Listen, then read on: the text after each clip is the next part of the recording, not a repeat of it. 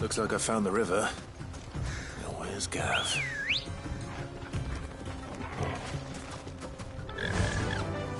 Yeah!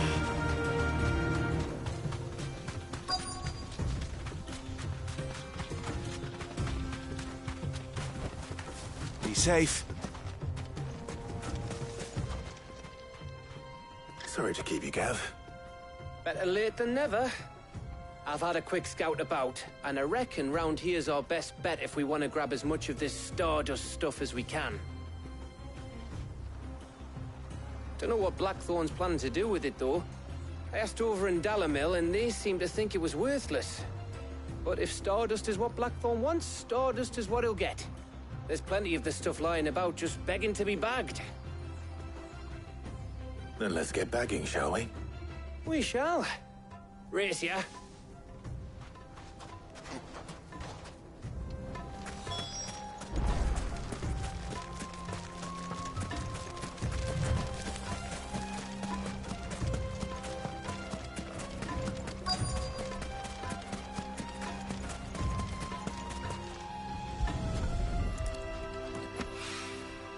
So this is Stardust. It just looks like black sand to me.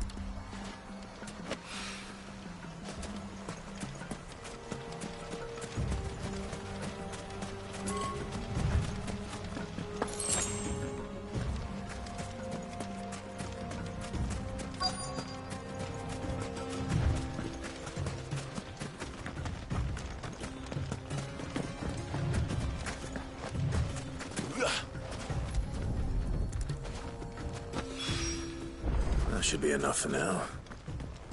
Let's see how Gav's getting on.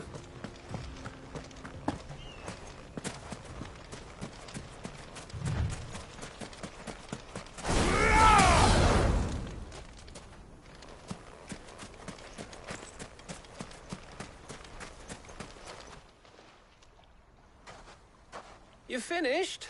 How much did you get? Enough. I hope.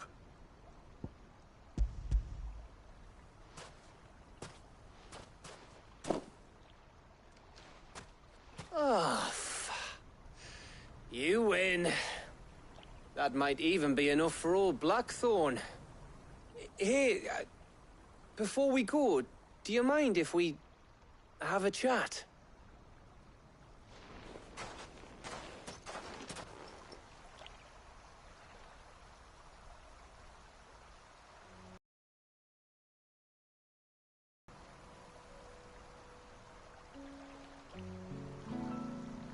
Feels like ages since we had the chance to talk. You know, man to man like. It does, doesn't it? Back when you first took Sid's name, we were talking all the time. Working out what to do in that. There was a lot to work out. And there still is.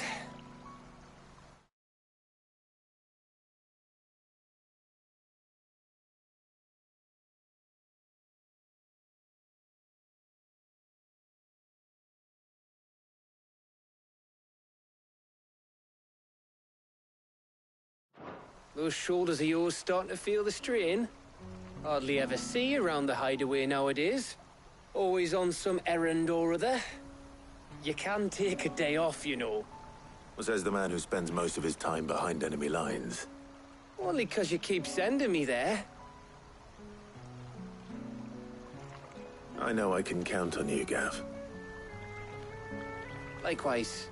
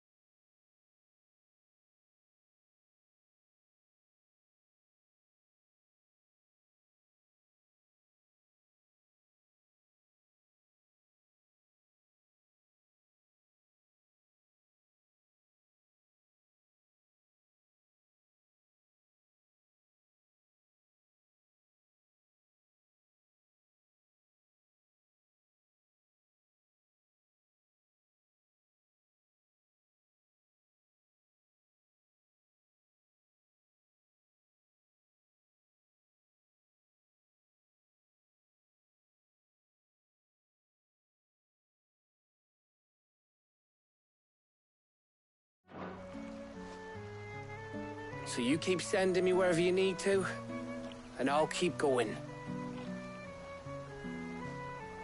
Safe in the knowledge that I have a home to come back to. Thanks to you.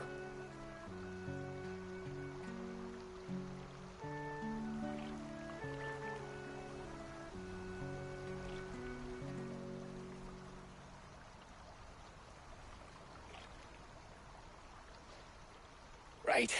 That's enough soppy shite for one day. We'd better get this lot back to Blackthorn before he slings his hammer at someone. You go on ahead. And try to get some rest once you're there. Oh, I plan to. Believe you me. After Blackthorn gets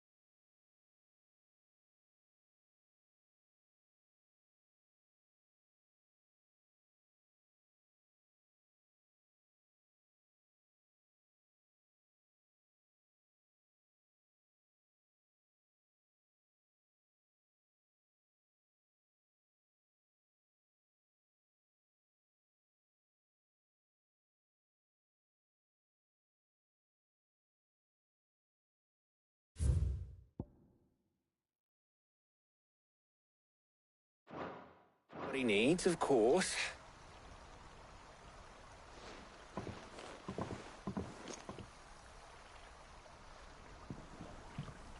Right. Ready to go home, boy?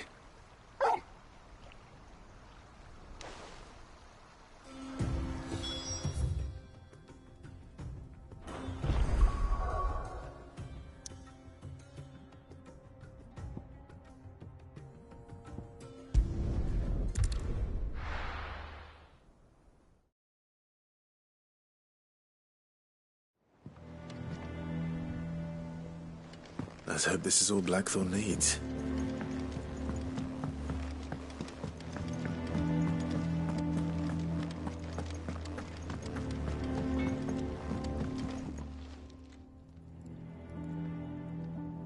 Blackthorn, got everything you need? Yeah. Yeah, I do. Cheers for the Stardust. Should be enough to be getting on with. We should go out on maneuvers together more often. You'll be sneaking around on your Todd all the time. I'll make a start on putting this thermal plating together then. It will take some time, mind. So if you've got other things to be getting on with, I could do without you breathing down my neck. Thank you, Blackthorn. I'll let Mid know construction's underway.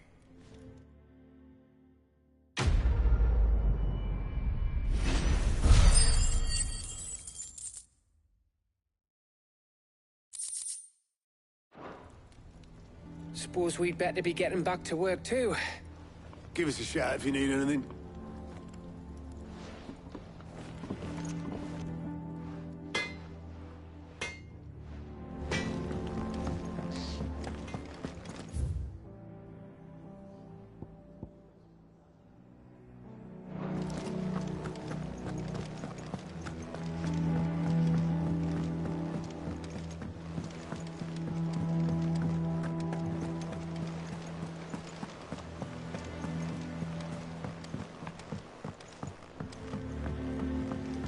We're seeing troops amassing at every border.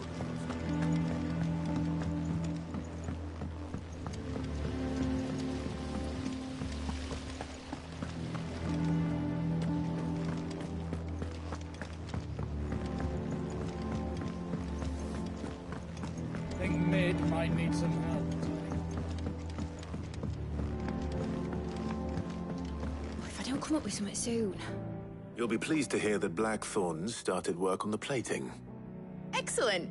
1 down, 2 to go. So, what's next? The helm, of course. For this, we'll be repurposing fallen scrap. Salvage from the ruins? I thought that material was all but impossible to work. Ah, but we don't have to. I'm sorry. Just so happens there's one particular ruin that's broken into exactly the right shape and size pieces for what we need. What's the name back there? I'll give you all the details. What's her name? Right.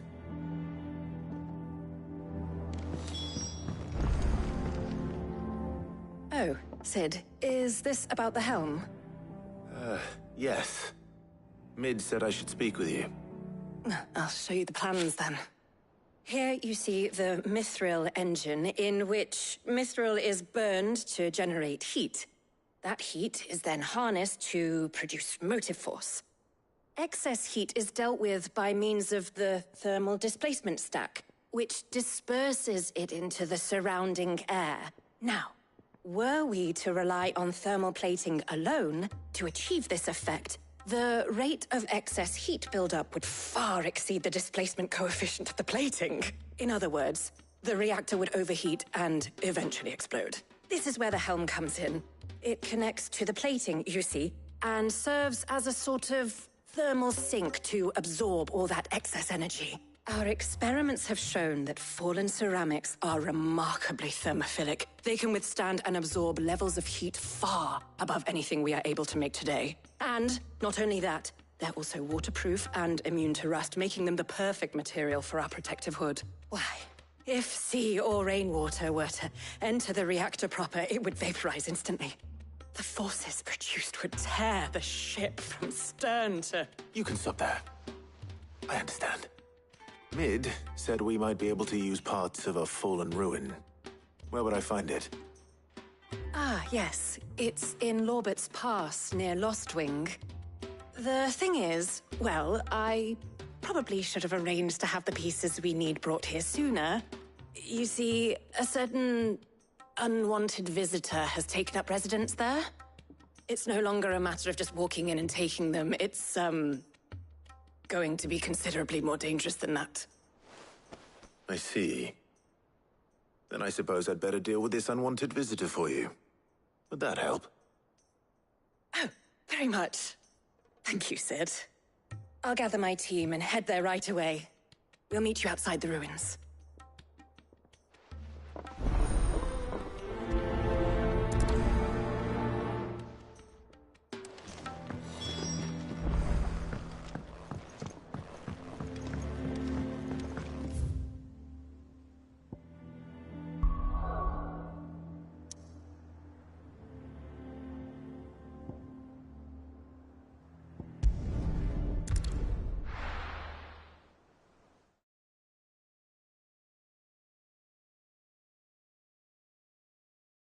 I'll be taking you all to a storehouse in the Bales. Leave anything you don't need behind.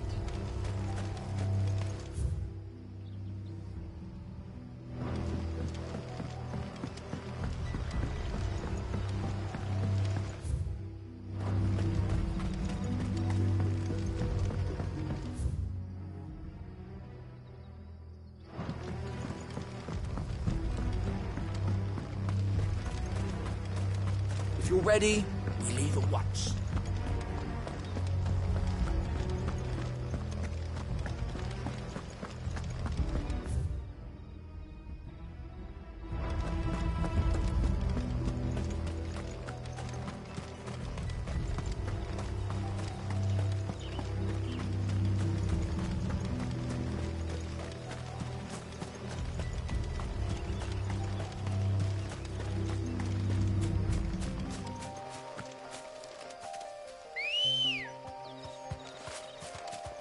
Come on.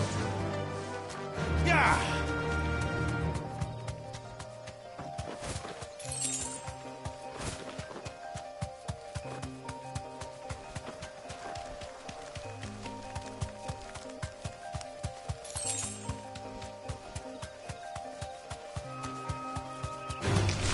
All right.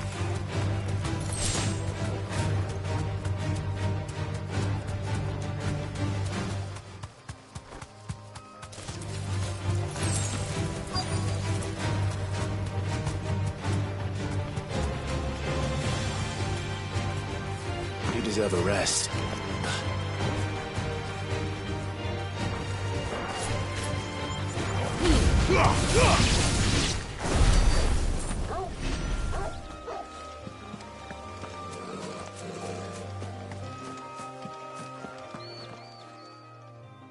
Oh, there you are, Sid. Thanks so much for coming.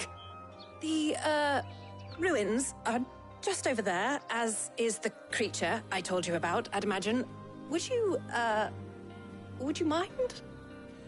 Of course. I'll be right back.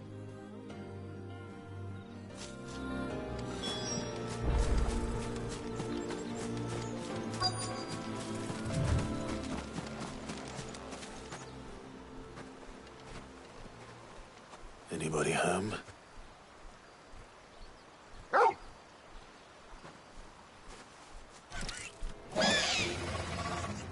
This must be our unwanted visitor.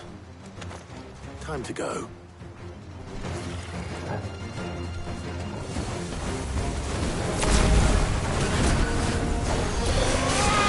Too slow.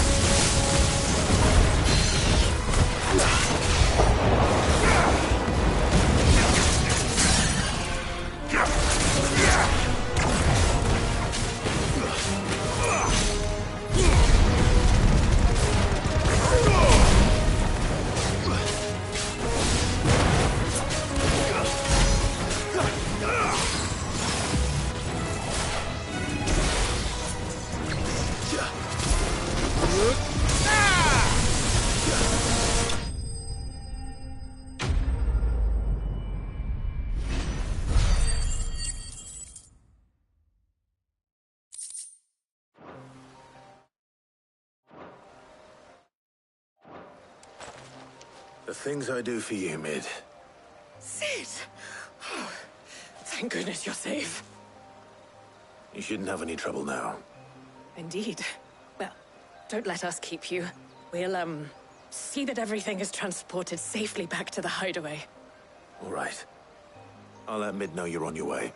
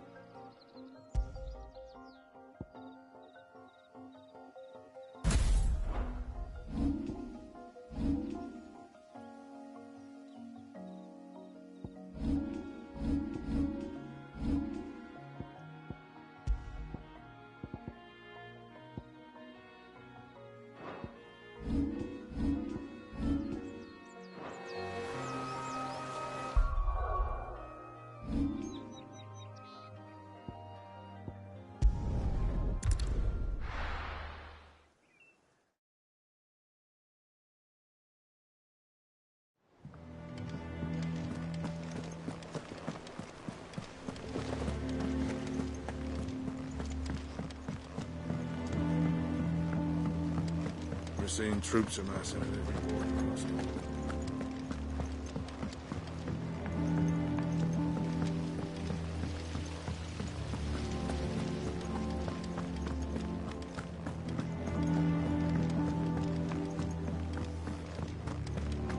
Think Mid might need some help.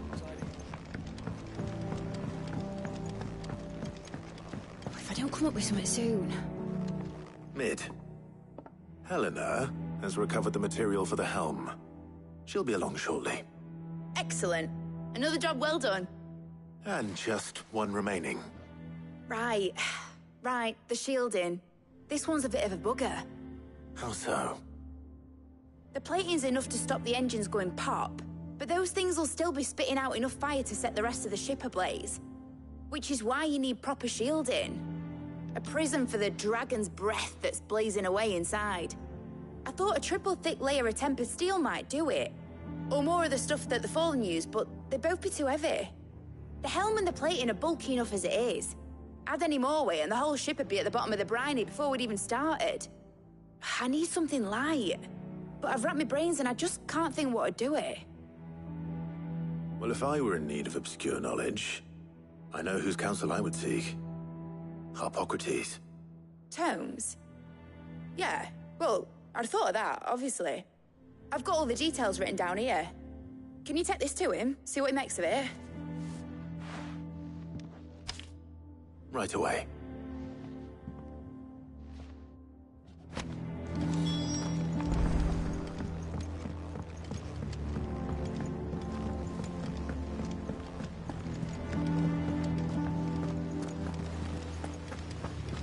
Editors started reading books that don't have any pictures in. Mid hasn't been.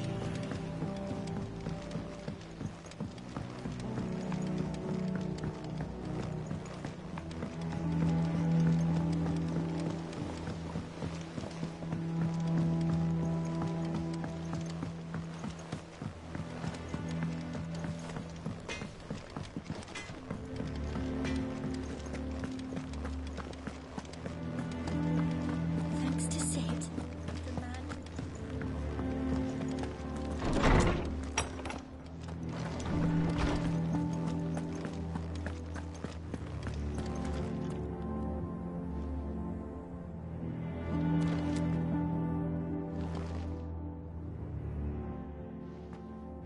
Harpocrates, do you have the moment? For you, Clive? Always. Well, actually, it's for Mid this time. Could you take a look at this?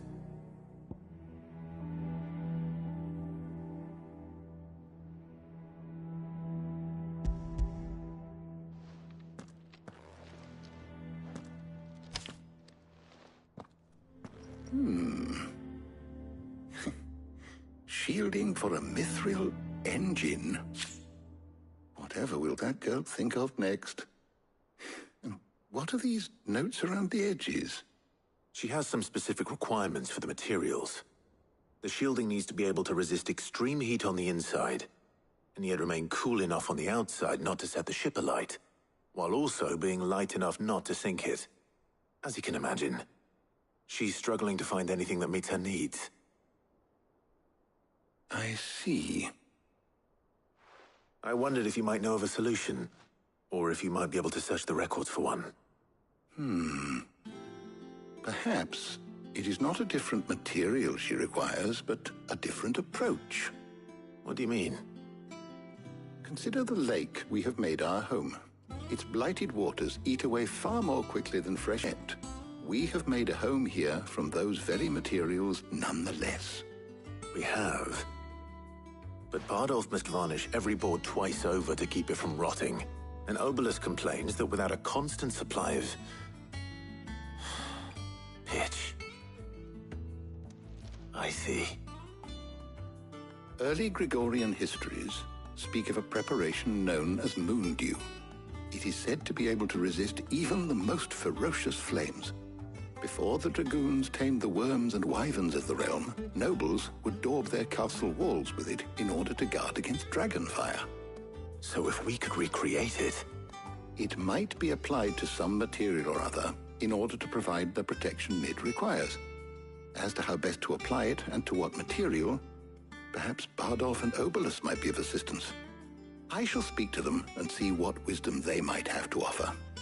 If you would be so kind as to procure the necessary ingredients, I shall discuss the specifics of how it might be most effectively put to use with our two friends. The knowledge of the past may yet prove useful to we of the modern era. Thank you, Hippocrates. And since you're asking others to help you, perhaps I should too.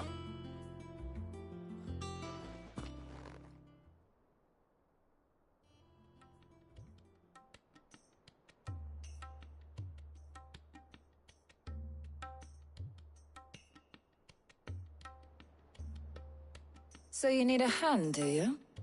We do. I'll be heading to market for the ingredients we need. I could do with some help. And some company, too. The other can assist me in researching how best to prepare the shielding itself. Can we count on your aid? Always. Well, if Jill's game. Thank you. I am sure either of these fine young minds would prove indispensable in my research. I leave the decision as to who will go with whom in your capable hands, Clive.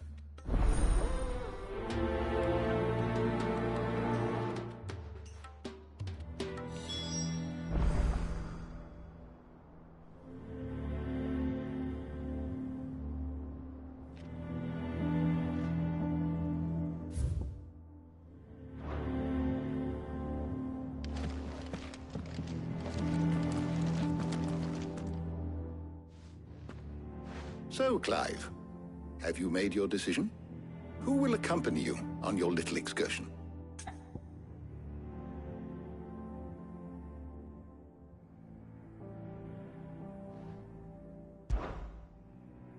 Very well. So then, what do we need to find? I have taken the liberty of preparing a list. Here. White chocobo eggs. Pepio nuts. Are you sure this list is right? Everything on here seems very edible. I would have thought the ingredients would be a little more exotic. Though these items may seem mundane, they have potent effects that are rarely exploited, effects for which they were once highly prized. So much so, in fact, that they were harvested almost to extinction, hence moon dews having fallen from favor. Now, of course, they can be obtained with ease. You should be able to find everything you need at the market in Northreach. Is that so? I've been meaning to visit Northreach anyway. I'll set out now. Join me there when you're ready. I will. And Until then. You two enjoy yourselves. You too, Talia.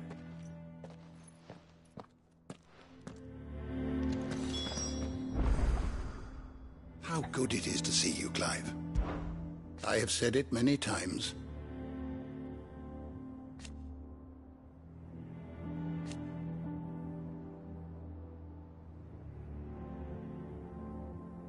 His story is ended. Were you aware...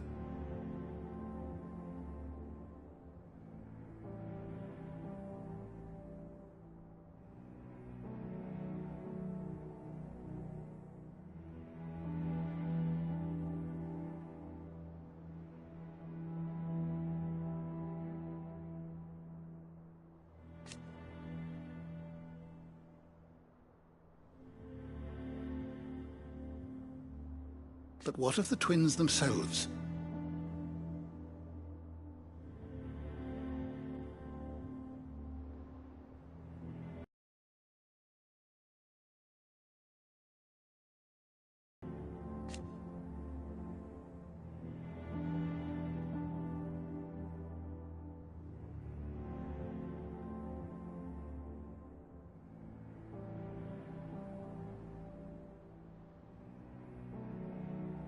Yes, change will come.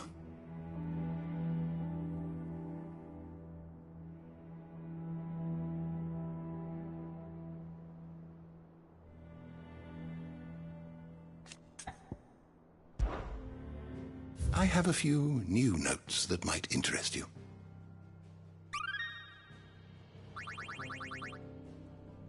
You wish to study the tomes?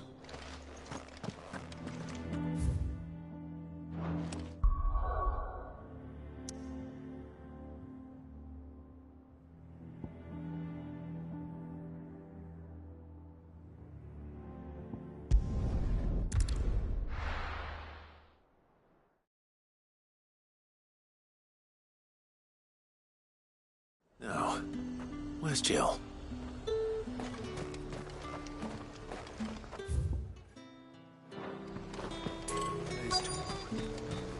Keep them pilchards nice and chilled.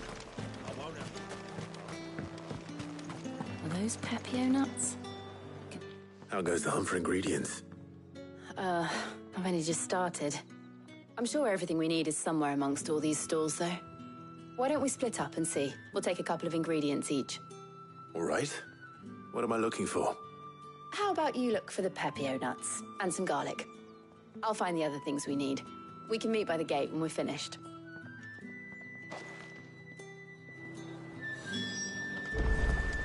Up! You'll not find a bruised pippin. Fresh cuts! Come and get them before they're gone. What can I interest you in today? I trust it's all here.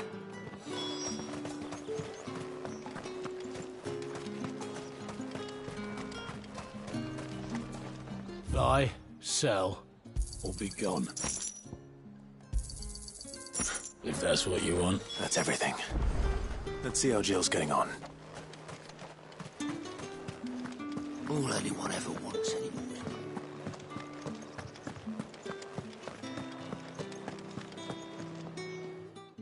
Did you find everything? I did. Here.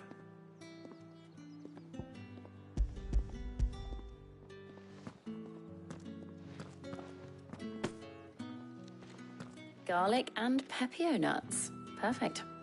Now all that remains is for Harpocrates to somehow turn all this into what Mid needs to keep her engine cool.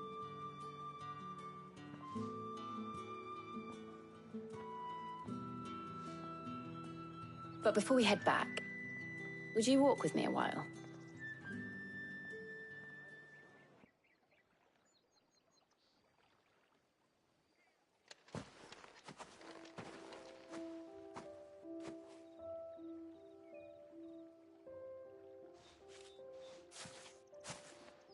Thank you for asking me to help you today. It makes a nice change. It does. It's good to get away from all the battle and bloodshed for once. Just being here reminds me of when we were children. Do you remember? walking down Market Street in Rosalith, taking in the sights and smells. How could I forget? What with Torgal's antics. Remember how his nose would prick up at the scent of sausages? He'd go racing away and we'd have to go running after him. We wouldn't catch you now, would we, boy? Was there anything you wanted to buy for yourself while we're here? There was, yes. Well, sort of. Molly in the kitchens told me about a place that sells particularly good pies. Thought you might like to share one with me. I would. Thank you. And I saw some bread.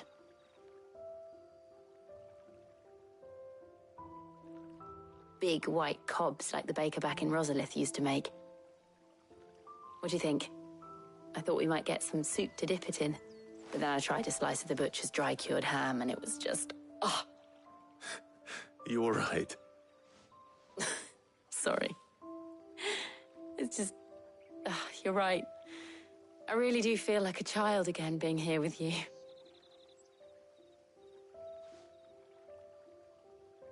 Clive. Is it wrong of me to enjoy this? No, Jill. This is how life should be. And it's how our lives will be when our work is finally done. When we can live on our own terms. I hope so. Thank you, Clive.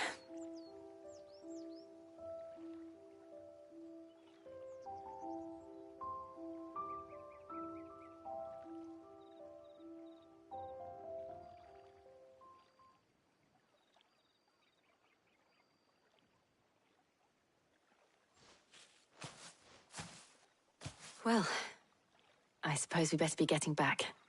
I need to give these ingredients to Harpocrates and Talia. I'll see you at the hideaway. Take care. I will. You too.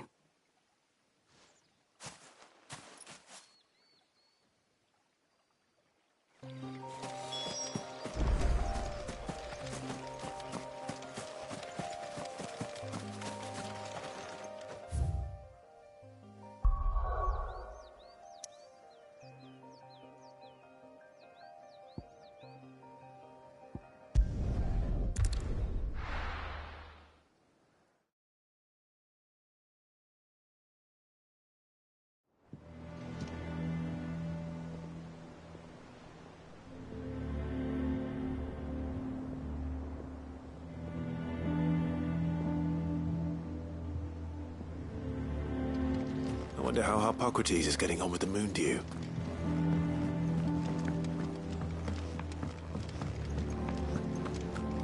Thanks to Sid.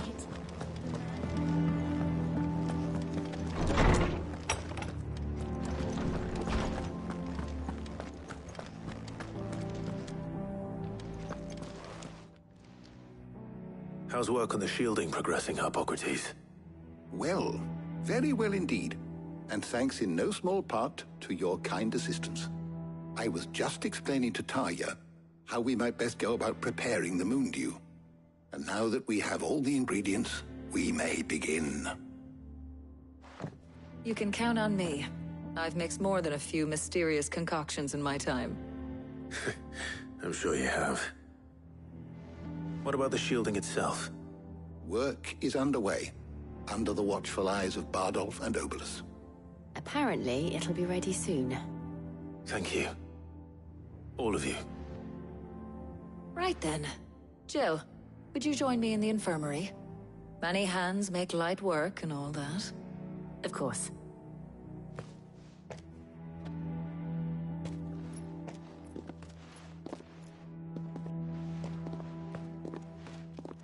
Oh, and Clive, thank you.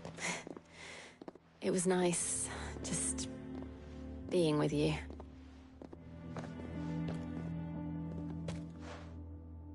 It appears our work here is almost at an end. A shame. I was enjoying playing the man of action for once. When both the shielding and the moon dew are ready, it will merely be a matter of applying the one to the other. Followed by a rigorous process of testing and retesting, of course. Perhaps someone ought to warn young Mid of that. Leave it to me. Thank you, Hippocrates.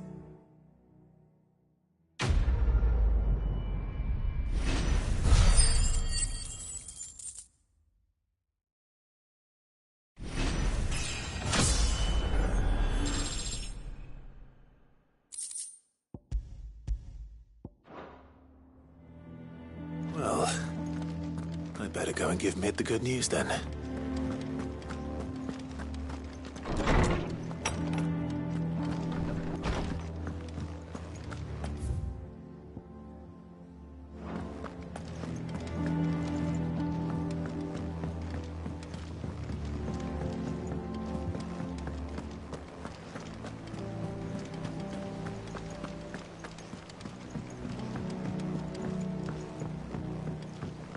We're seeing troops amassing at every border. No surprises there. Oh, I wasn't expecting you back so soon. Your benefactors are a generous lot. You earned this. All done?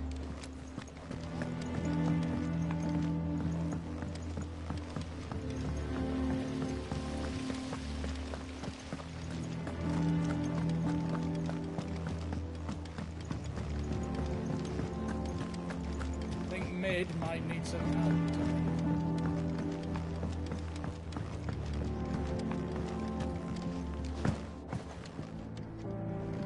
Sorry to keep you waiting, Mid. But you'll be pleased to know that work on the shielding is underway. You found something for it? In a manner of speaking, Hippocrates knew of a substance that's highly resistant to heat. A coating that should provide the protection you need. He's supervising the construction and testing of the shielding as we speak. Brilliant! I knew you wouldn't let me down. Don't thank me. I'm just the errand boy. Right then, better start working out how to bolt all these bits together. To the Black Hammer!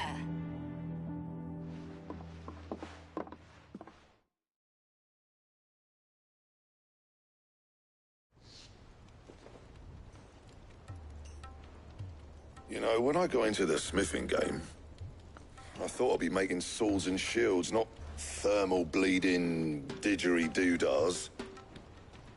Displacement stacks. Same difference. Whatever you call it, I ain't putting it together in here. It's cramped enough as it is. Let's take this outside. Mid, you get all the parts lined up on the deck. I'll take care of the rest. On my way! Oh, and bring me the biggest hammer you can find. This is gonna require some precision walloping.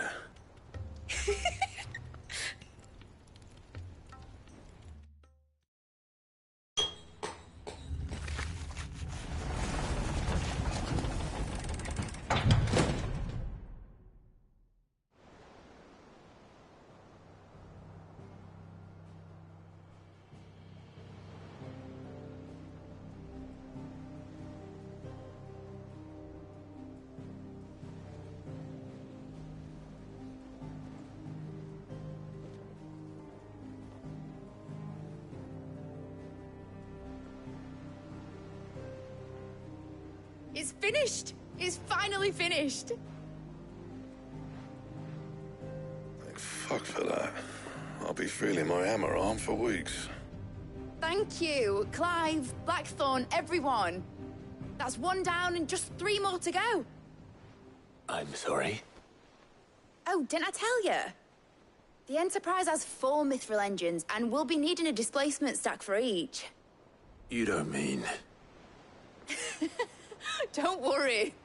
Now they've got a finished one to work off. My gang in Canva can build the rest. Good luck to them, I say. Right, I'm off to get a sling for this elbow. Any other work comes in, keep it to yourselves, eh?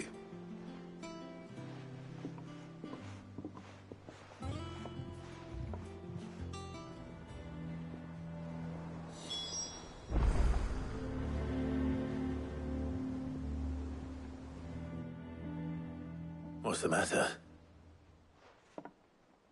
Nothing. Just daydreaming. Thinking about the Enterprise sailing off over the horizon to shores unknown. Searching for a land untouched by the Blight. Just like me and my dad planned. So if the worst came to the worst and every scrap of soil in the twins turned black, we might still have a chance. That's what she was meant to be. You see, one last chance just in case we needed it. But now she's so close to being finished, I've realized I don't want her to be that. I don't want her to be just a lifeboat for us to cling to if things get desperate. I want people to sail aboard her by choice, not from the lack of it. In a world where we're not just trying to survive, but where we can actually live. I'm working on that. And I'll do everything I can to get you what you want. Don't you always? All right. My mind's made up. As soon as the Enterprise is fit to sail, I'm putting her under your command. Sod our plans, I'm trusting in yours. Are you sure about this? Something tells me it's what my dad would have wanted. He'd be proud of you. You were gonna visit his grave, weren't you? I was. And you can come too now that your little project is finished. Right. There's just one thing I need to finish up first. Won't be a mo. All right. I'll let Otto know you're coming. Meet us in the mess when you're ready. Aye, aye, Captain.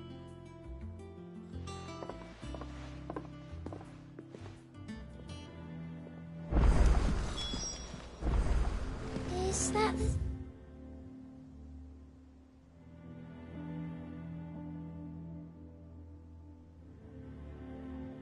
thing Tomes helped to build?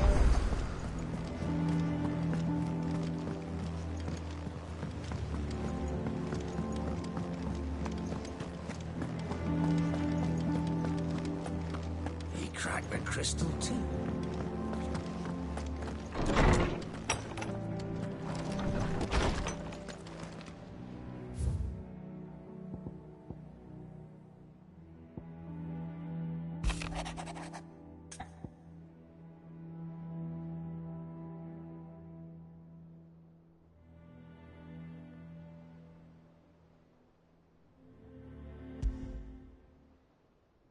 Trouble with the ledgers. Shouldn't he be asking Otto for help?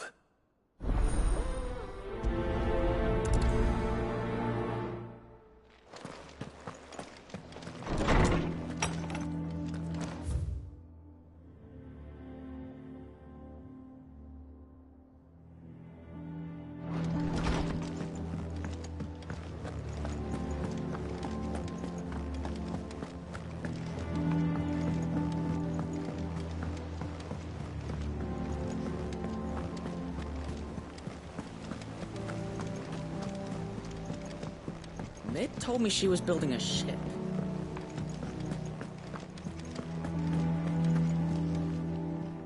Clive, did you get my letter? That's why I'm here. Shh. Otto might be listening. Is this better? A little. Listen. I've some bad news. It turns out the Hideaway may be slightly behind in its payment to certain lenders, and it may be my fault. But I swear to the goddess, I thought I had the numbers square. Sadly, that square turned out to be more of a circle. Zero, you might say. I can straighten it out, I swear, but it's going to take some time. And I'm gonna need help keeping it from Otto. Bit late for that, I'd say. There you are! What a surprise! So let me get this straight. You forget to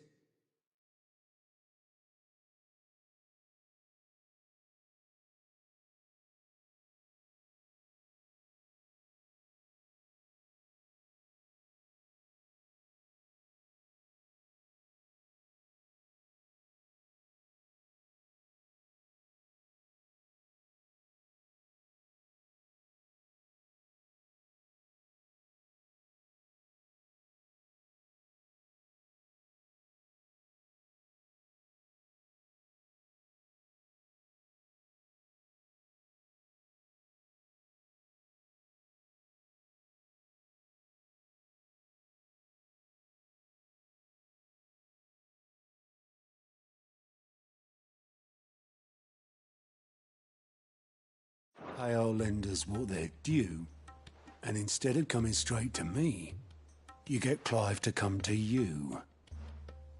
In the hope he'll dig you out of the hole you've dug for yourself. Clive, the man in charge of the place you've been cheerfully trying to bankrupt. And you thought this was a cunning plan. Why? Well, who needs paying? Oh, just Martha. And the dame. And, well, Lady Karen. But only 500 talents. We owe 3 of our most trusted friends 5 million gil. Each. 5 million each. They lent us the bulk of the money we used to rebuild the hideaway, you see, and, well, I must have made some sort of oversight. Those ledgers were my responsibility, and it was my decision to entrust them to you.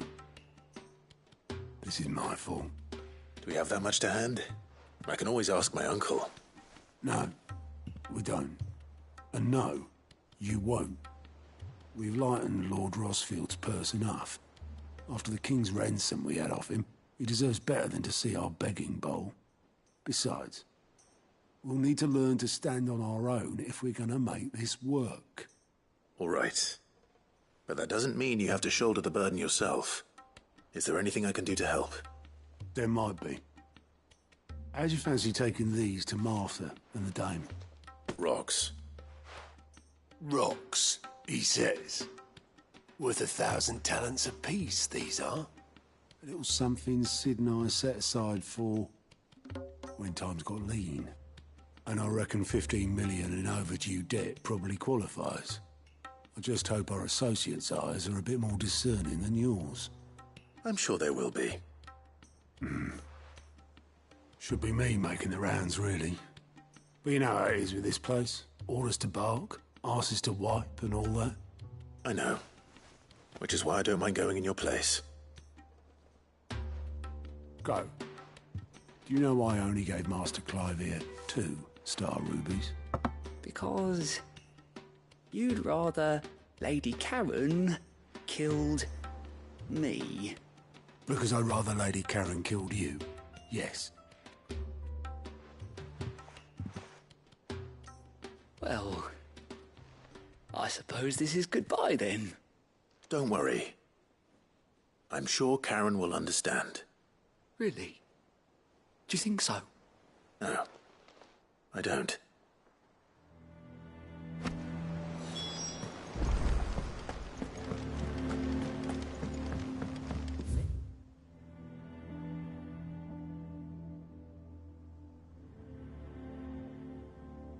Told me.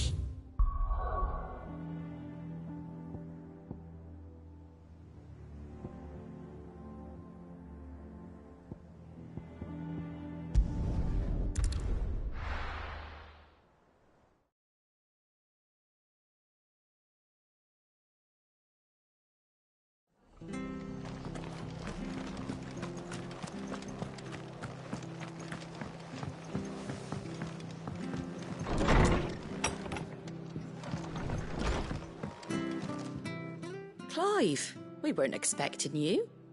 I wasn't expecting to be here, but it seems we still owe you a considerable amount of coin for your help with our rebuilding efforts. And though I doubt it's what you were expecting, we were hoping you'd take this as payment.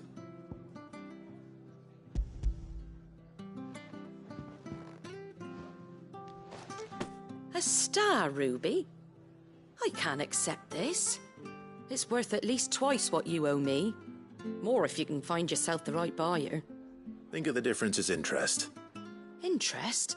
If word got out I charged that much, no one would ever buy. I'd have expected Otto.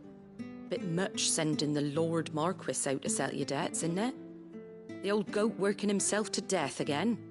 Something like that.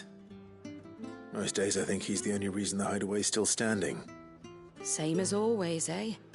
Back when the place was nothing but a twinkle in the eye of a recently retired Lord Commander, word is he was the first one Sid reached out to.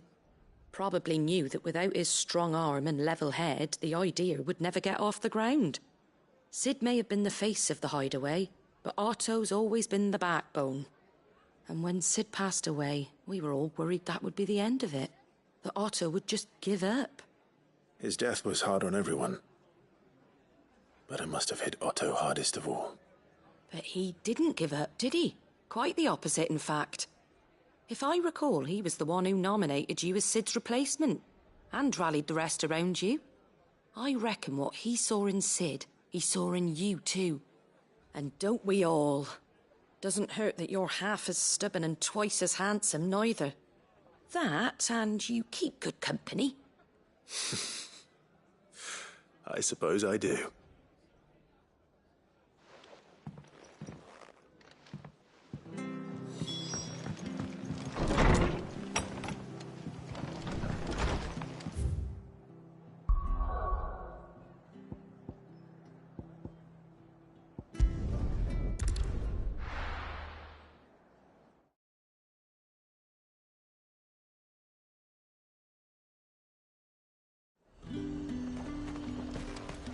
There's talk that the Glassgate flood has...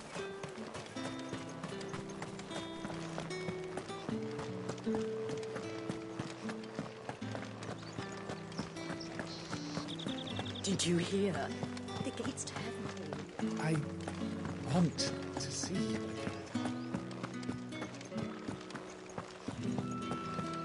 What am I going to do without Sweetwater and Olive Talc? Milady, I come bearing gifts. Gifts? Whatever is the occasion.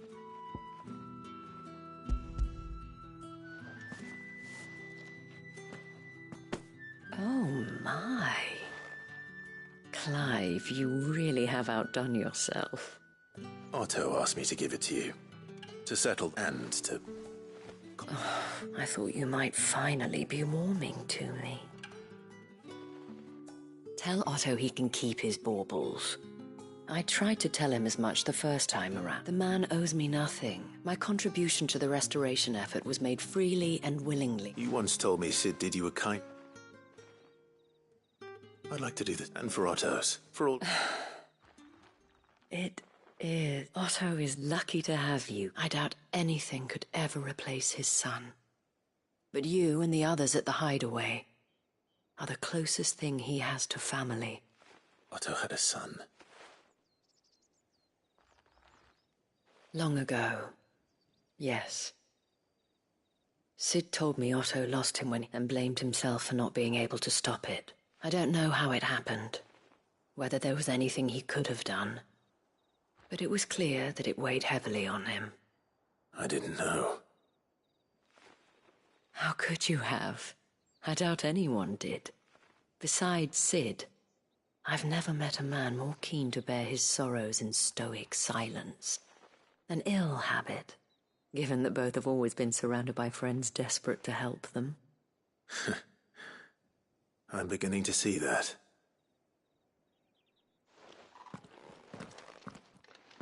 Go will want another stone.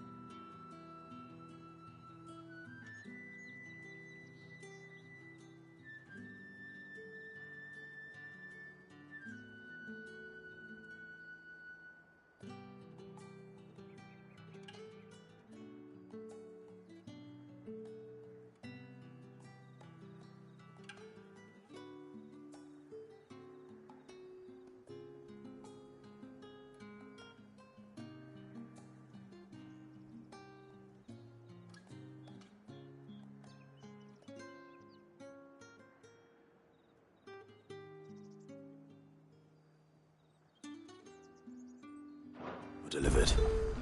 If he's still with us.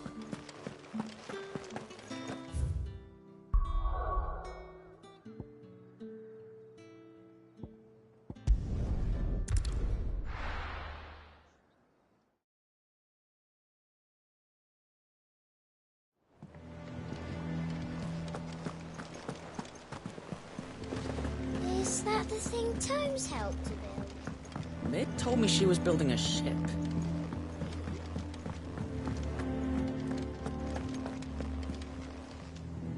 Goat. Still alive, I see. So Lady Karen accepted the ruby. Ah, but she was just too stubborn to take it. She threw it right back in my face, in fact, and told me I could stick my stupid... Karen refused payment. I hope it wasn't something I said. I'm sure you were as tactful as ever. Let me see what I can do. Oh, wonderful.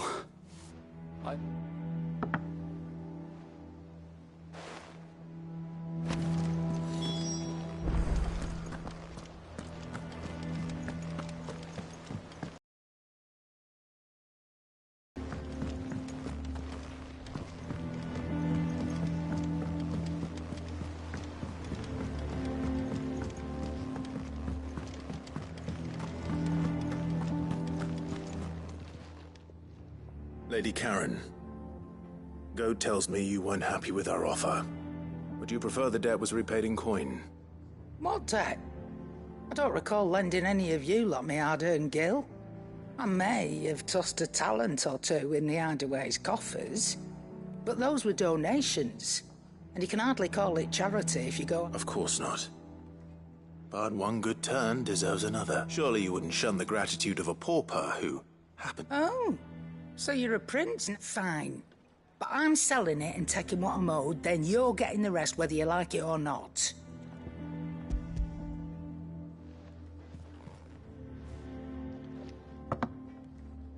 Where'd you even get this? A decent trader might nab 1,000 talents for a star ruby. A canny one, meanwhile, might claim it were nicked from the belt of Sid the Outlaw himself and ask twice as much. Might be I already have a buyer in mind. Might be you even know her. A fine continental maid whose beauty's only eclipsed by a guile in commerce. You wouldn't mind, would you? Not at all. Just be sure to tell her that it's always a pleasure doing business.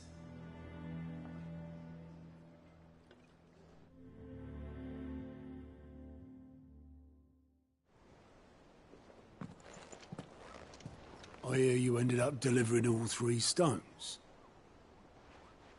Thanks to this lump. I sometimes wonder what I pay you for. Speaking of which, I still haven't been paid last month's wages. Oh, so you remember what's owed to you, then? Get your ass behind that disc of yours and don't get up before those ledgers are square. Right away.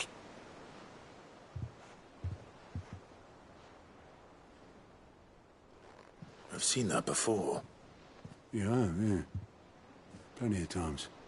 It was the only goblet Sid ever used. Either out of habit, or because the filthy sod couldn't be bothered to find a clean one. I knew so little about him. Like most people. Martha and the Dame both seem to have fond memories of him. Huh. I bet they do. How long did you know Sid before he... Before he died? 20 summers, give or take. Back in the day, I was a purser on a trade ship, which is where I met him. He bought passage to... I forget where. But having nothing better to do on the long nights, we sat up drinking island rum till the morning bell dragged me back to my duties. Quit my post not long after that. On account of making a fine maiden's belly fat. But me and Sid stayed close, promising we'd one day sail the seas again. That was before fate stepped in and said she was having none of it. The magic woke inside my son soon after his first name day, and there was no hiding his knack. Couldn't you and your family have... My family? were the ones who summoned the constable. Wanted the monster taken away. I couldn't turn my back on him. Forget what I felt, and I couldn't for the life of me understand how they could. Luckily, Sid was of the same mind as me. It was him who stood beside me when all I wanted was to tear the whole world down. Him who cried for me when I had no tears left of my own. Him who swore he'd do everything he could to stop it from happening again. And he was true to his word, too. Left the Royal Army once and for all. His ranks, his ribbons, gone. Just like that. Threw away everything he had.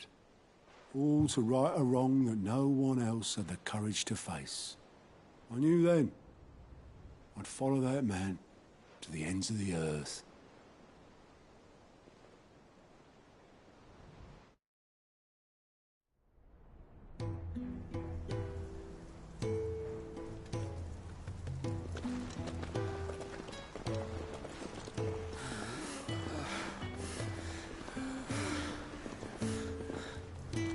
He was always too clever for his own good, was Sid. Saw the world for what it really was, while the rest of us were content to go along with the lie we were shown. And it can't have been easy, bearing that burden alone.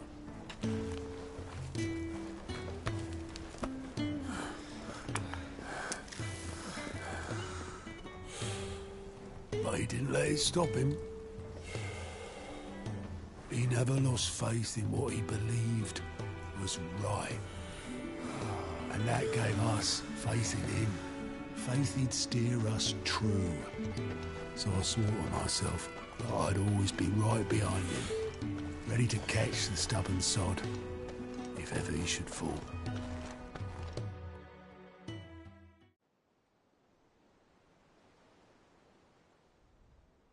But I couldn't even do that.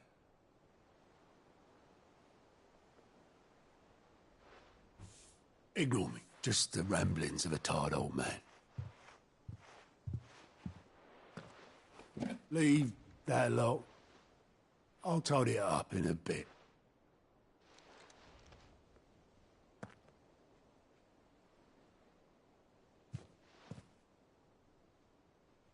This is Sid's handwriting.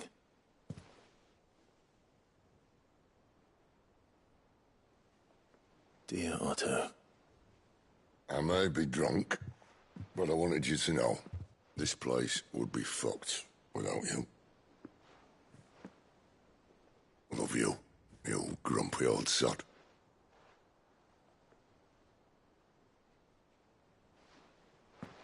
This note. Hmm? What about it?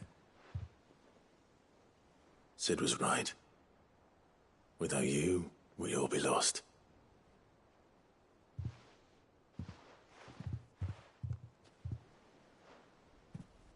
He should have bloody well said so then. Just once. Before he went. But then, why would he? Him, or anyone? I'd only have told him to piss off.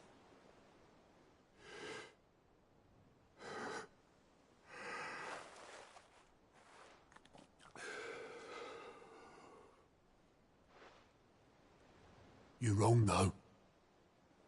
Both of you. It was never just me keeping the hideaway afloat. It was all of us. I just shoved people in the right direction. I barely seem to be able to do that anymore.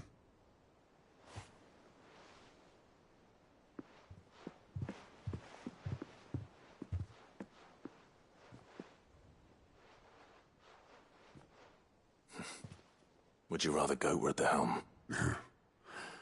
Well, maybe I've got a few more years left in me. I'm going to hold you to that, Otto. Before you go, Sid would have wanted you to have this. But that's... This'll do me just fine.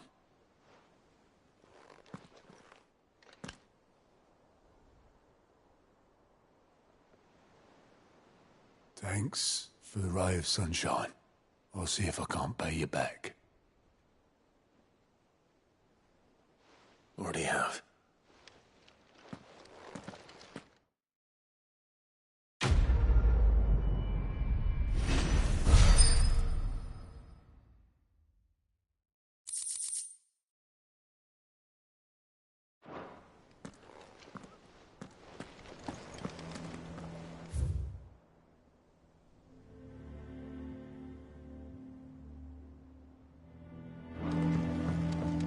Mid told me she was building a ship.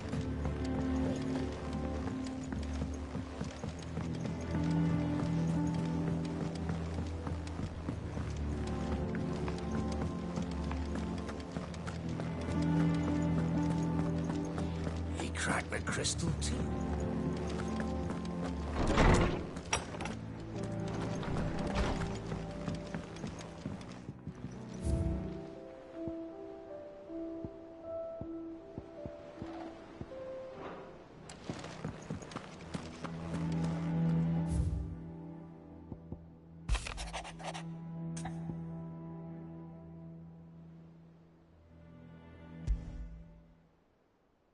What could be wrong with Torgor? He seemed well enough when I last saw him.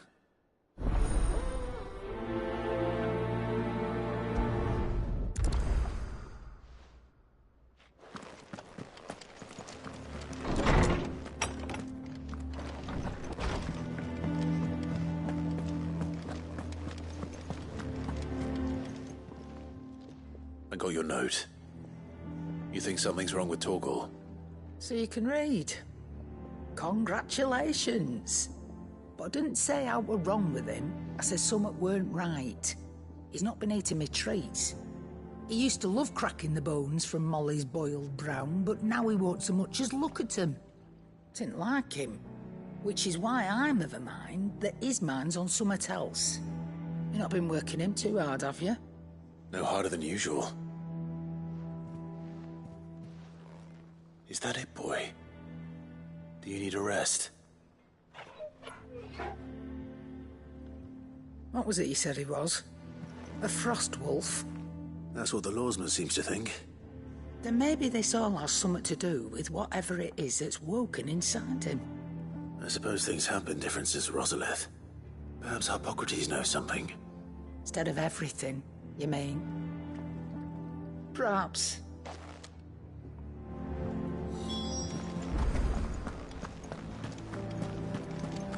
The nobleman who visited.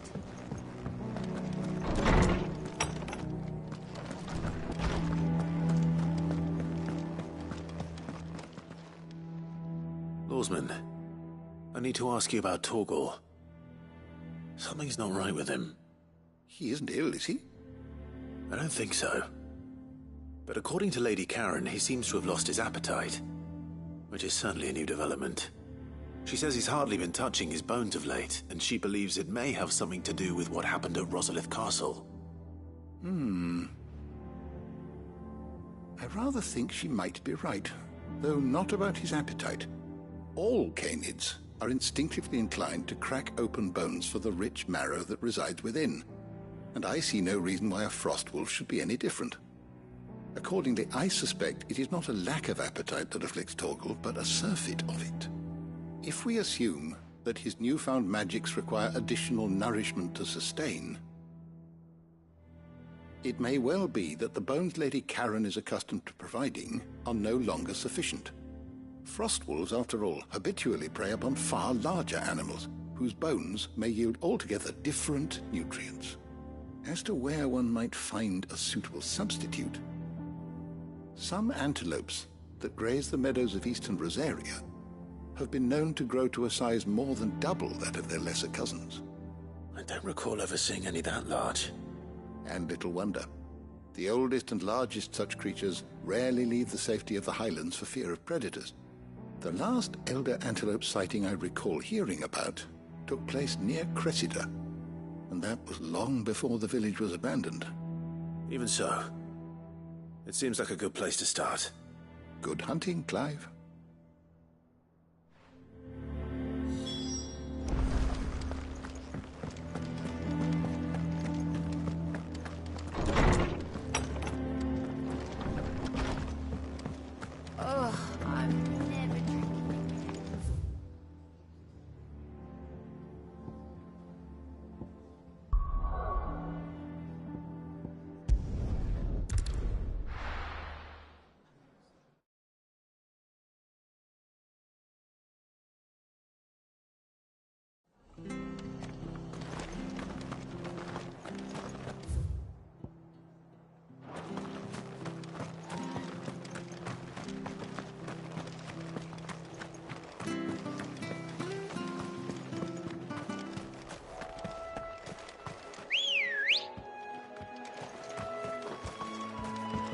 Come on. Yeah!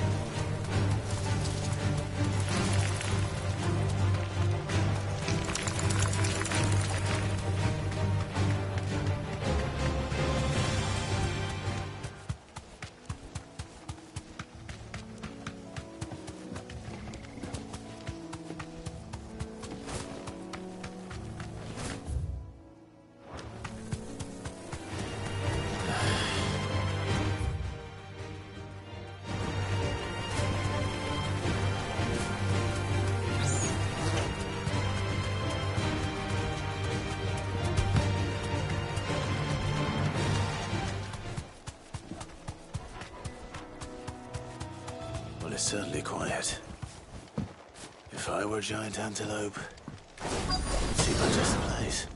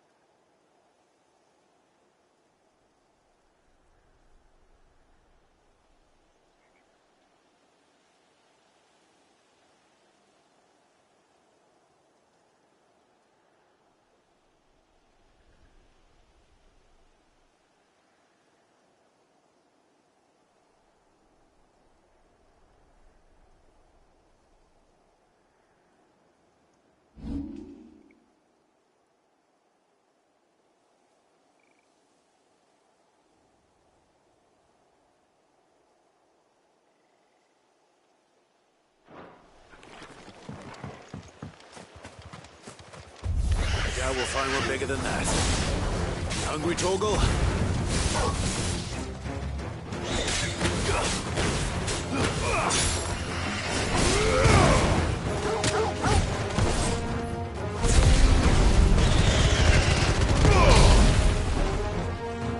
Stay down.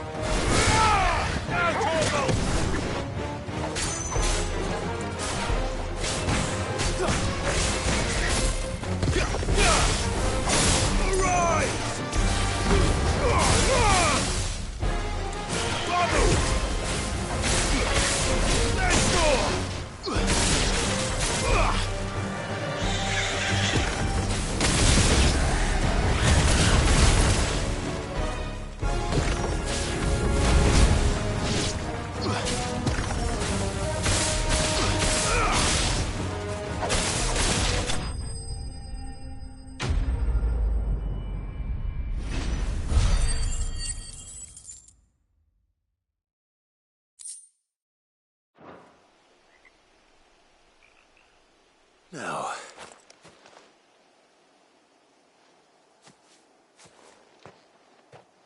will it be enough, I wonder?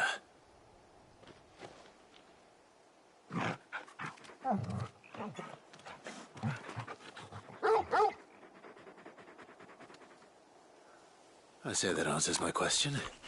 Which means we owe the lawsman our thanks. You're just a big puppy, aren't you? A very big puppy.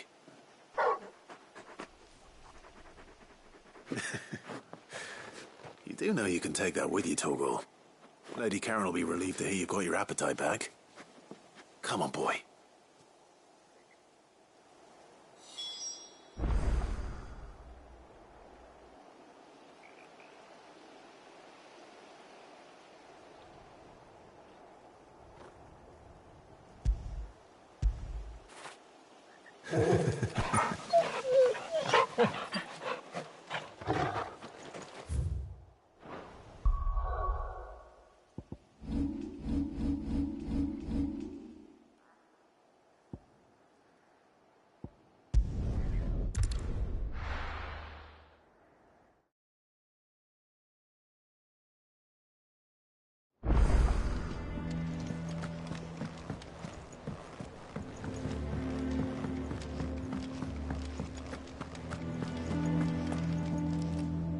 I noticed you and Torgal had gone off somewhere.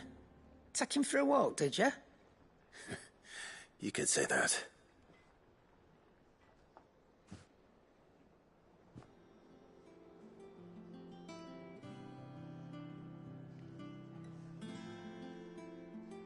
So, Molly's leftovers weren't good enough, eh?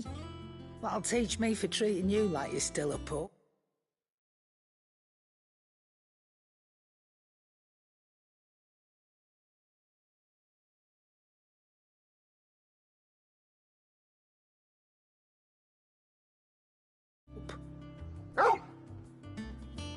All right, no need to shout.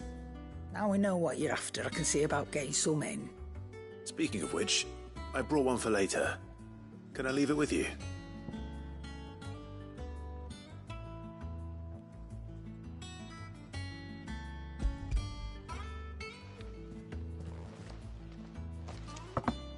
You can, aye. I'm nice like that. In return, you can thank Tomes for me. The bloody know-it-all. I was just on my way to see him.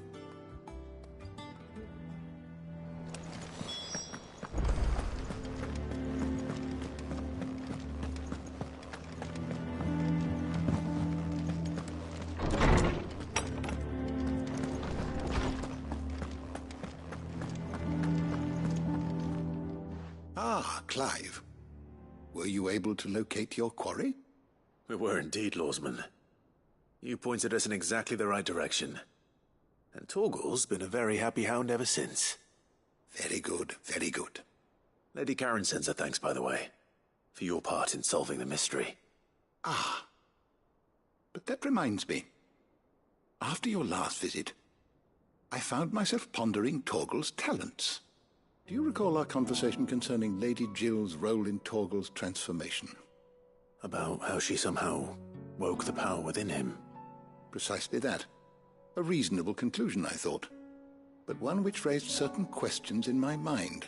You see, the Fenrir of legend served Shiva and Shiva alone.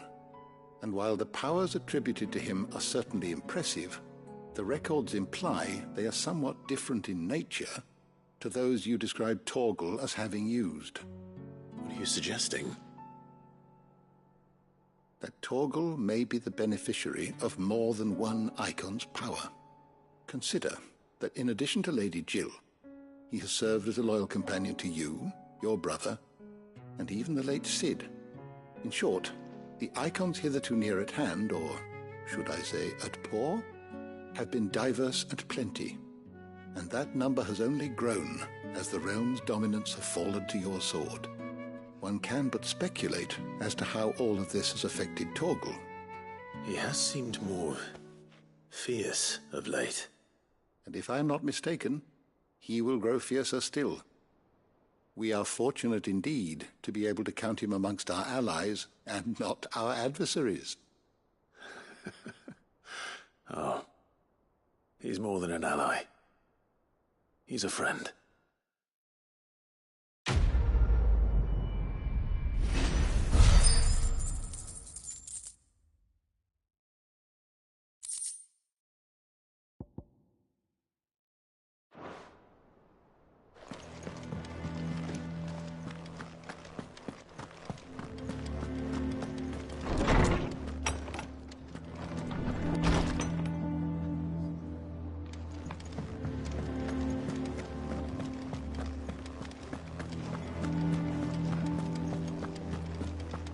Crack the crystal too?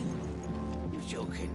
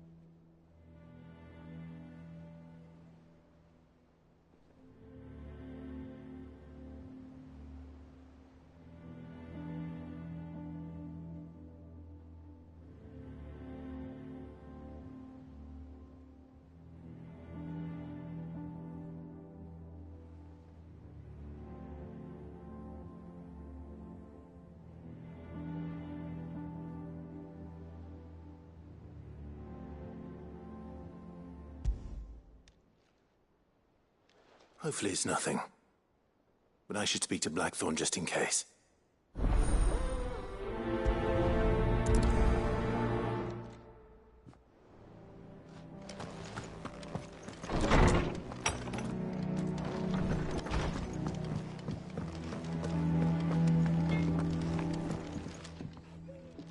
Blackthorn, do you have a moment? Not really, no. This won't take long. I just wanted to ask how you're getting on. August was worried about you, that you might still be doubting your craft, even after learning the trick of that cuirass. Is there something else weighing on your mind? Perhaps sharing your thoughts might help. That bastard's like a dog with a bone. Still, you've got a keen eye, I'll give him that. He's just, well, Karen showed me something. Something I've never seen before. And that was? A sword. An odd-looking thing with a single-edged blade.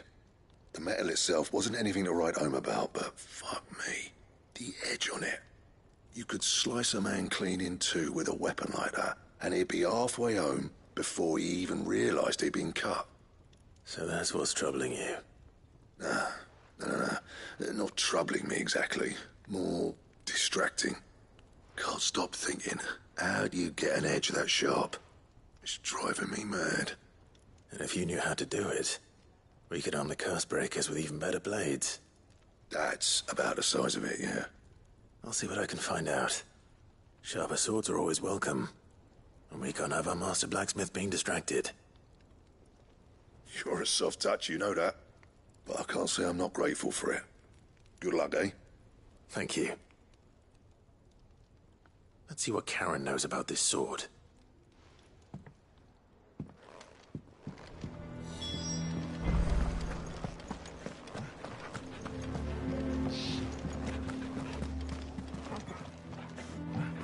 You're looking well, Karen.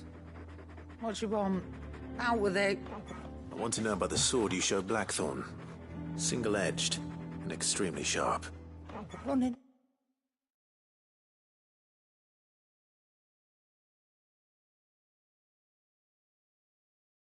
Around after him again, are you? I suppose I am, yes. But I need to help him find out how to work an edge like that. It's driving him to distraction. Little wonder, I suppose. There's not many like that make it as far as the twins, and those that do go straight into private collections. Which made it nice and easy finding a buyer. Where is it now? You think I tell people who my clients are? Suppose you're not likely to go nicking him off me, are you now? Fine. If you stop mooning at me like that. Lord Ignac's the man you want. Dalmekian bloke. Collects weapons and the like. And he's got more money than sense, which is why he's one of my favourite clients. Reckon he'll still be at the inn in Dalamil, where I left him. Thank you, Karen. Oh, and he's a touch eccentric, if you take my meaning. I appreciate the warning.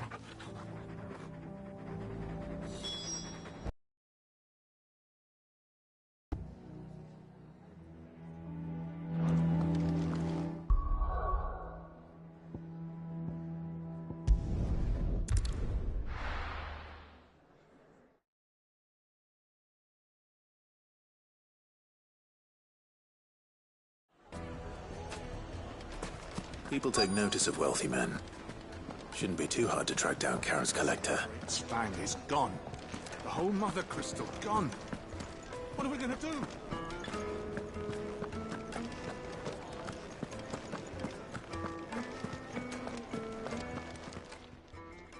My reputation will be ruined! Ruined! Calm yourself.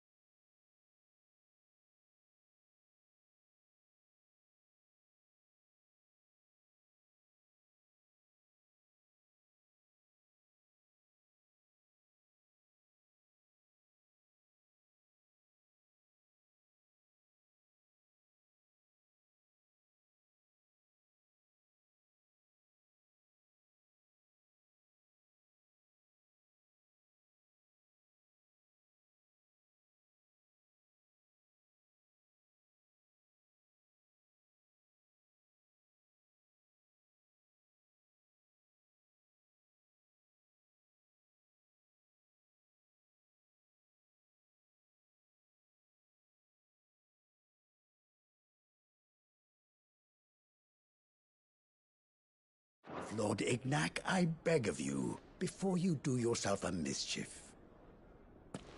Pardon the intrusion, but... Out! Get out! I paid for these rooms so I wouldn't be disturbed. Leave me be! Please, allow me to apologize. His lordship is going through a difficult time, and he's never been fond of guests arriving. Good, Lord Ignac. Would you mind stepping outside for a moment?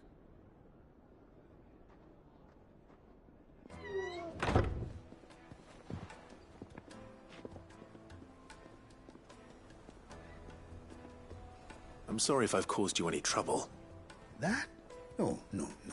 That's just how his lordship is. Though the morning's events have left him somewhat fractious. He has been dispossessed of his luggage, you see. The thieves also made away with a considerable amount of coin. Coin the innkeeper will soon be keen to collect. I don't suppose a certain blade was among the stolen items. A single-edged sword. It was purchased from a merchant friend of mine. Ah, you know Lady Karen. Yes, I'm afraid it was. Retrieve Lord Ignac's luggage. But I have one condition. You have but to state it.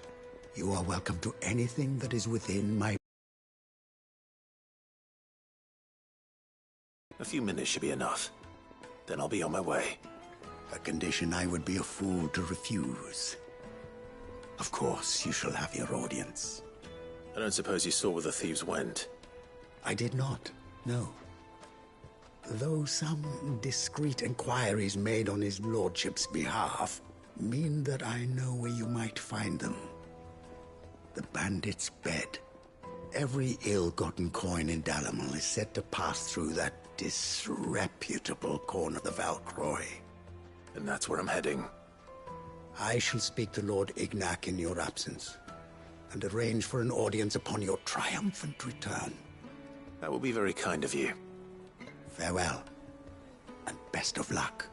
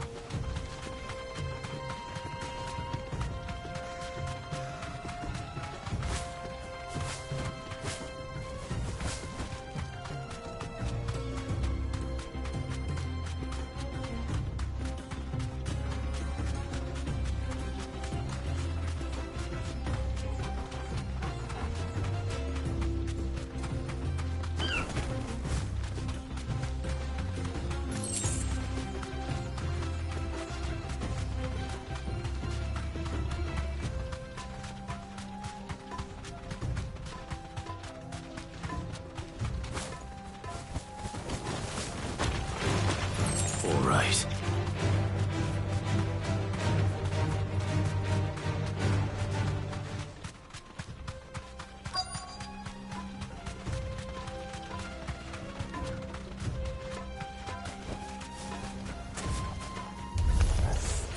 We've got company!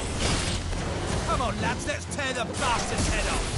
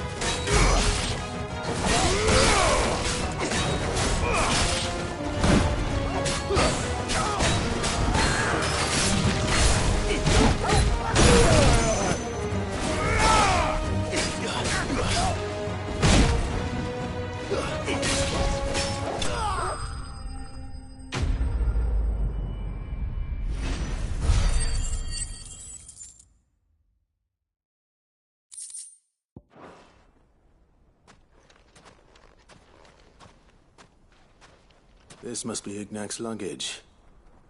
Nothing seems to be damaged. All right. Let's get it back to Dalamil.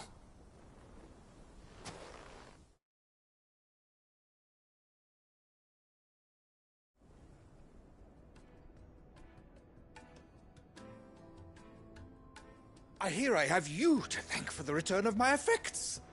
What shall I call you, my good man? Wyvern. Glad to make your acquaintance. A formidable name indeed. Well, Wyvern, I appear to be in your debt. Redeem here tells me you wished for an audience. Is that all? A few moments of your time should suffice, yes. You're a peculiar fellow, Wyvern. All right. Speak. Master Wyvern was wondering if you could tell him about a certain single-edged sword you recently acquired. Oh, a true work of art, that one. Karen drove me hard on the price, but I would have sold her Radim here to get my hands on that sword. It was made in the Outer Isles, far beyond the Twins, and is used exclusively by the practitioners of a unique school of swordsmanship. They believe no combat should ever exceed a single strike and hone their blades to such perfection that none ever does. Each sword is made for that one perfect stroke, and for that stroke only. They crack upon a second blow. There's a brutal sort of beauty to it, really. But how do they hone such an edge? Fine question. Why, they use a whetstone, of course. Whetstones, rather. A whole array of them, ranging from the coarse to the fine. 10,000 licks with the sharpening stone, then 10,000 more. But it is the final stone which lends the blade its legendary sharpness. A mineral quite foreign to this great realm of ours. And that is the key. The secret ingredient. Wyvern, it occurs to me that my little lecture is hardly equal to services rendered. Take this, together with my regards. The very stone of which I spoke, far rarer among collectors than even the blade itself, and a far more fitting payment. Thank you. Pardon the intrusion, my lordship. However, it is long past time we prepared ourselves to depart. So it is. I am locked in bitter competition with a rival collector of curiosities. I am one step ahead of the unscrupulous scoundrel, but he is hard at my heels. Are there many other collectors out there? Too many to count, but only one do I consider my nemesis. Lord Byron Rosfield, and is a perennial thorn in my side. I can imagine. Farewell, Wyvern. May our paths cross again. Radim, we mustn't dawdle.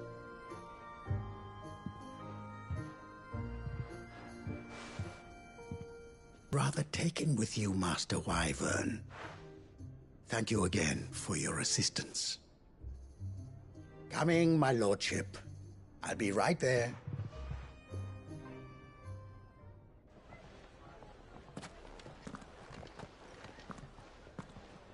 Trust Uncle Byron to find such an interesting rival.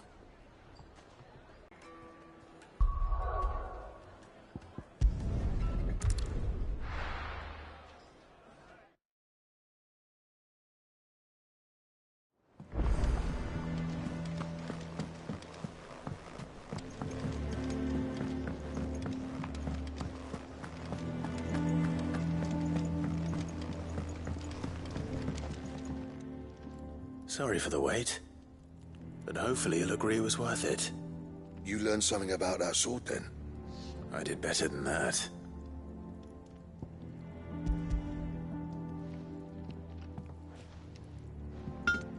A whetstone?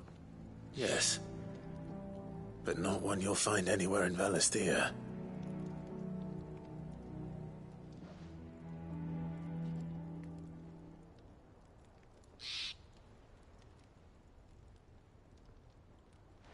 No wonder I couldn't get the same finish on the grinding wheel.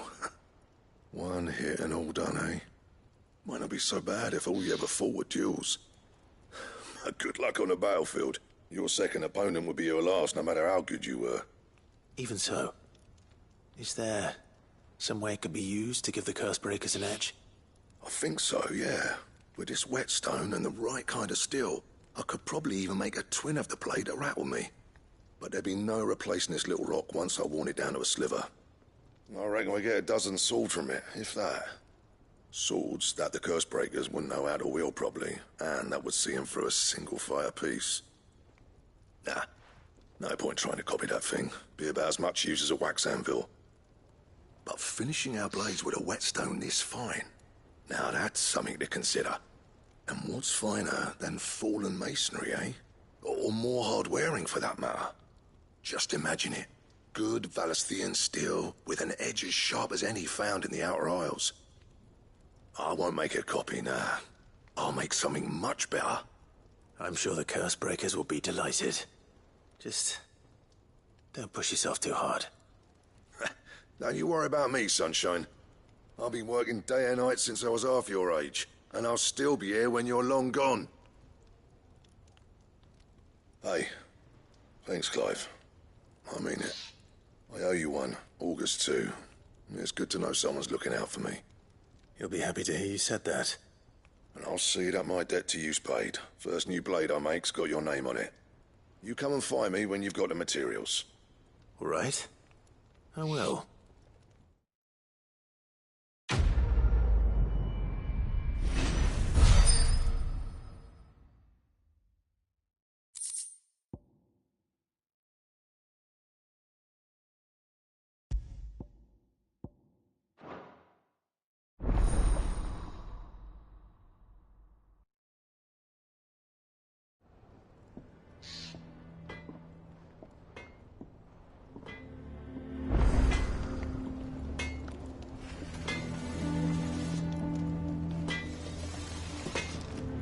Clive? What do you want?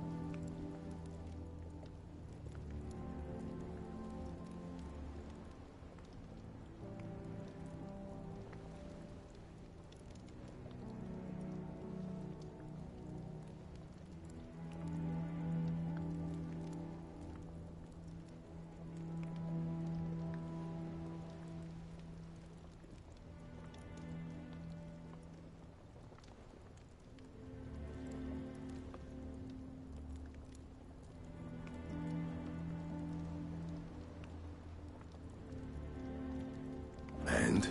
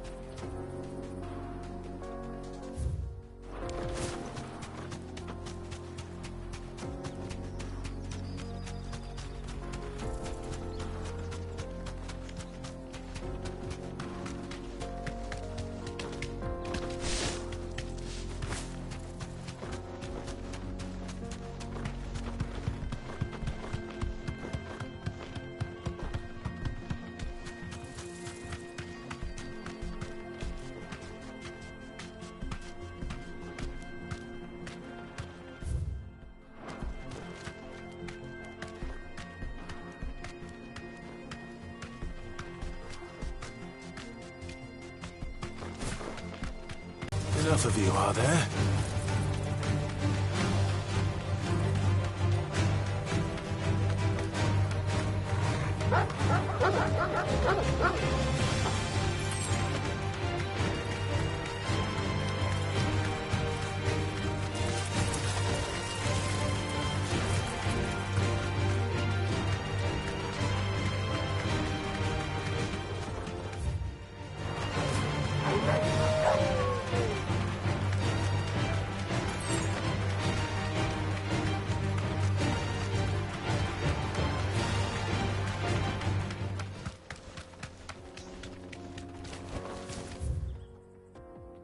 Straight home now.